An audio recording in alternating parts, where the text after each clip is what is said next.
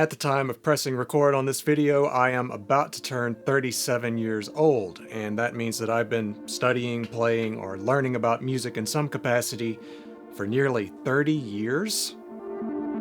And for the last 10 years or so, I've been recording, producing, and releasing my own music as a solo artist under my name. And if I had to go back a couple of decades and give young me some advice, here's the things that I'd say to myself. Learn to play something, aka don't quit piano. I didn't quit piano, and I'm really thankful for that, but there were a ton of times when I really wanted to. Fortunately, I had parents that encouraged me not to do that, and a dad who got me into Yes and Rick Wakeman, so I just wanted to be a rock star and play mini Moog solos with a cape. But what I found out down the road is how important the keyboard is for visualizing theory concepts and harmony in particular, because you can play multiple parts at one time. And when I got interested in composing my own music later, that skill paid off extremely well. As much as I've grown to love sound design and synthesis and making music with electronics, that's kind of a fusion of electronics and acoustic instruments, I still find that most of my personal favorite music that I've made has come from what does the electronics or the sound design or a weird synth sequence inspire me to play on my instrument. Write down your ideas, or at the very least, record them. Hit record some MIDI rolls so that you have something to experiment with. Writing, whether it's writing words like scripting this video, for example,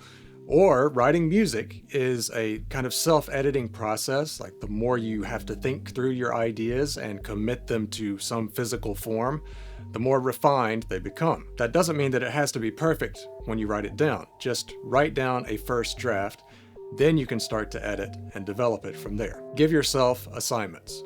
Don't wait for someone else to do it. This shift in thinking is what has built my career to this point, because I started learning how to make music with computers in the first place to get into film scoring. And I thought to do film scoring, I had to go out and network with directors and create the things that they wanted to hear, even though I didn't know what that was. So I ended up just doing bad imitations of other film composers and what I thought was popular. Well, at some point I shifted my thinking to, what am I actually interested in? And then maybe I can attract people rather than trying to always pursue them. Now, the pushback that I get on this one is usually, well, gee, those don't pay the bills. Like, how am I going to get paid when I'm just doing stuff for myself all the time? And that's valid. You absolutely will not get paid by making your own projects. At first. Eventually, as you build a following through pursuing the things that you actually want to pursue and have curiosity in, and getting better at those things, they might pay the bills. It is still possible. And I can almost promise that they will open up opportunities that you may not even know exist when you first set out to make those projects. They also build the muscle of finishing something, which is a really important skill to have if someone actually hires you for something. Knowledge is important, but practice is more important. When you learn something, practice it early and often. The internet, maybe myself included in this as part of the problem, has created kind of a learning epidemic where we learn a lot of information. It's like drinking from a fire hose, but then we never really know what to apply, or we never go about putting those things into practice. We just keep learning and trying to figure out a shortcut, and we never actually do the shortcut, which is start trying to do stuff on your own. If you pair knowledge with continuous experimentation and implementation of what you've learned, I guarantee you will see some sort of progress, though everyone's rate of progress will vary. Make it easy to create. This is preaching to the choir, because I have a tendency, as you may notice, to really like music tech and music gear.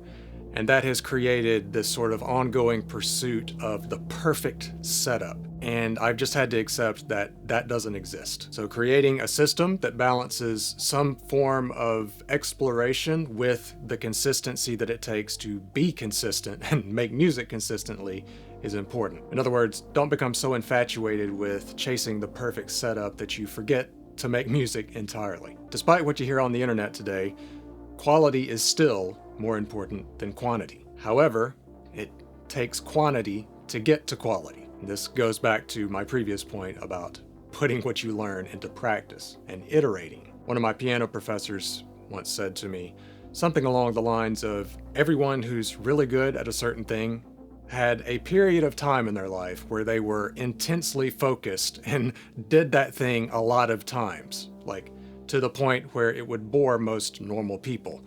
They just got obsessed with that thing, like maybe it's scales and arpeggios, so that they could develop their technique to a new level at the piano. They were obsessed about that for a specific period of time. This goes way beyond just practicing scales and learning your scale fingerings, and really applies to any new skill. You're probably going to suck at it when you first start. I know that's certainly been the case with everything that I've ever started. And I don't like sucking at things. So I get obsessed about how can I learn that and get not sucking at it as quickly as possible. The more reps you put in, the less you will suck at it. Because of music technology and making music with computers, you may not need music theory anymore, but it sure can be useful. Just like knowing basic grammar and how to put a sentence together helps me write my newsletters and these videos. Learning some fundamental basics about harmony and, chord names, intervals, things like that, really helped me writing music. Now, one of my pet peeves and one of the things that I don't find super helpful is analyzing and naming and assigning names to every single chord and trying to figure out how they function within a piece of music. That can be helpful in some cases, but I find when I'm writing music, I'm not really using that analytical part of my brain as much as I have a knowledge base of theory knowledge that helps me when I get stuck. Just knowing a few different chord voicings is more important than knowing the exact name of that chord. That's why when people correct me in a video saying, oh, you called this chord an A add 2 minor 7th chord or whatever, I simply don't respond because I just don't care. And this kind of fundamental theory that I'm talking about is not going to destroy your creativity. I think getting into that analytical mind can get you stuck and get you a little bit of analysis paralysis going on.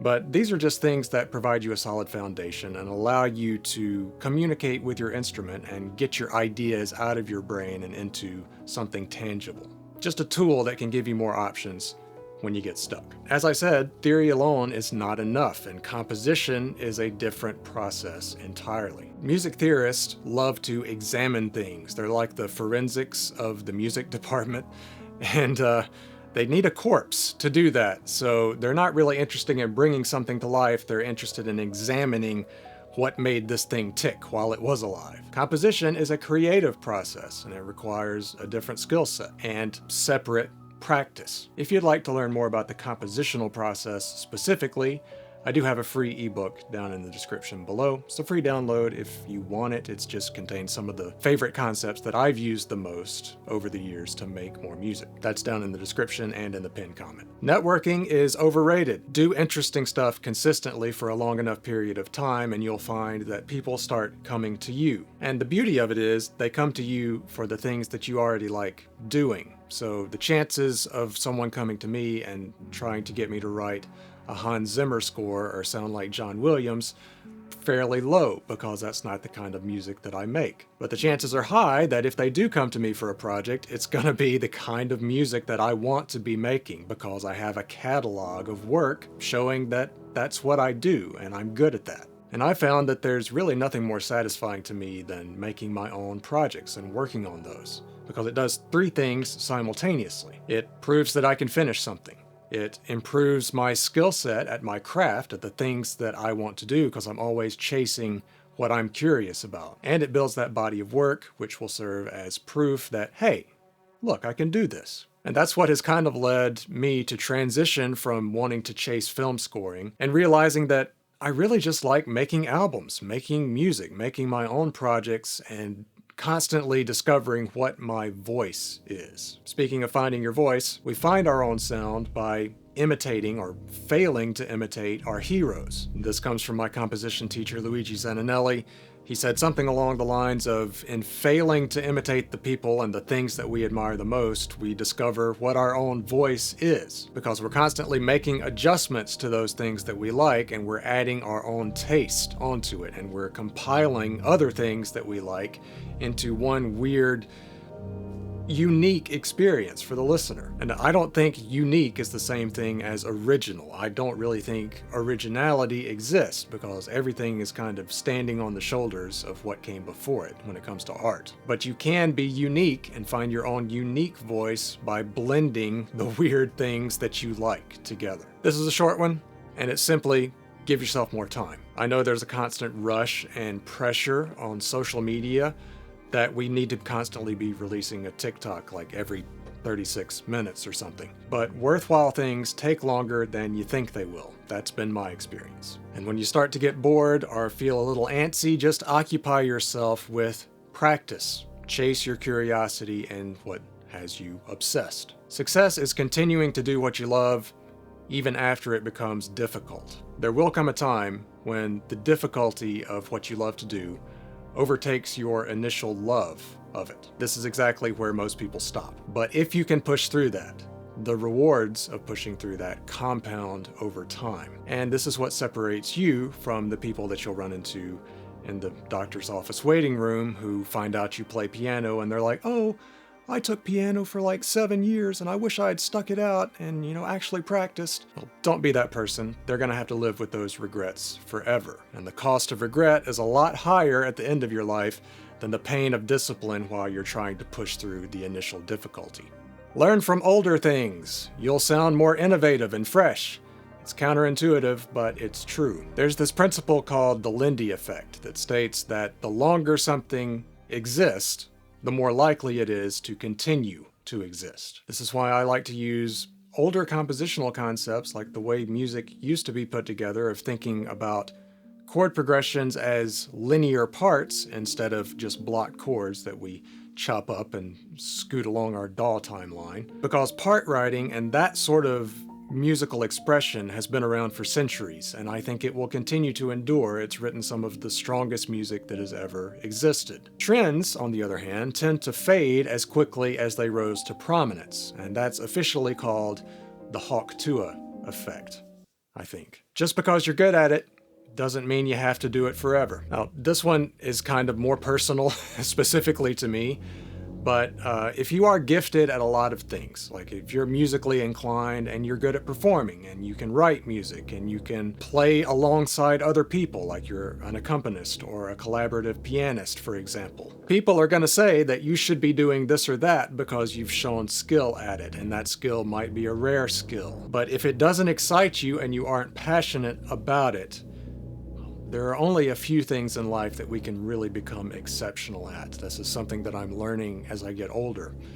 And you have to be very selective with what those things are going to be. So if you focus on everything and try to be everything to everyone, it's going to be really difficult for you to make progress in the one thing that you might actually want to do. So choose the things that are most important to you long term, and this is something that you discover later after you've done a lot of things, and focus in on those things, and don't let distractions steal your focus, because they really will try to. Make stuff that some people hate, but other people really love. When you try to do anything that appeals to everyone or a large group of people, you end up writing things that appeal to no one because you probably weren't as passionate about it in the first place. So be specific, get focused on what you want your personal expression to be, and just chase your own curiosity. I keep coming back to that, but it's so important.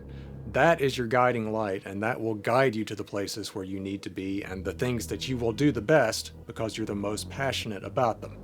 The audience will feel that as well. So if this channel isn't for everyone, that's a good thing. My music isn't for everyone, awesome.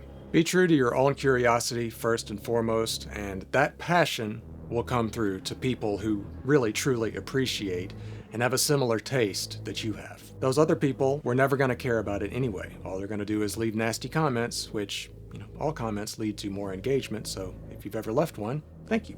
When you get stuck, make yourself some rules or give yourself a prompt. These are simple self-imposed limitations that I like to use to get myself out of a writing rut when I find myself there. And I have many times, but I'm always able to use that theory foundation to some degree, or just ways that I know to combine notes that can kick off an idea or send me someplace that I wouldn't have considered without those limitations to kind of focus my creativity. If you'd like to see some specific examples of prompts that I've used to get myself out of ruts, you need to watch this video right here where I take you through a couple examples.